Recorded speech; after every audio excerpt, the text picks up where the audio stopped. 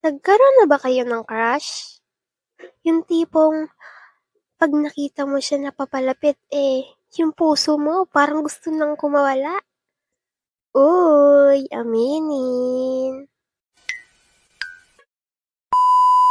Bago yan, noong bata pa ako ay lamigin na talaga ako. Mapamainit, tanghaling tapat, tag-ulan, lagi akong naka-jacket. By the way, mananahi kasi yung daddy ko at yung jacket na suot ko nun mga gawa niya. Wow, daddy. Di ko rin alam kung bakit pero feeling ko nun ang cool kid ko.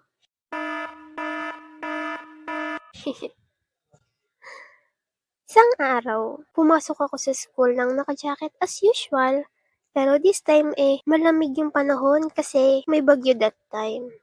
Ate Rai, anong connect nung jacket sa crush? So, ito na nga.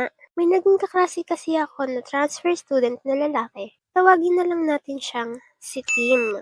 Siya yung first crush ko. Ayi! Shee!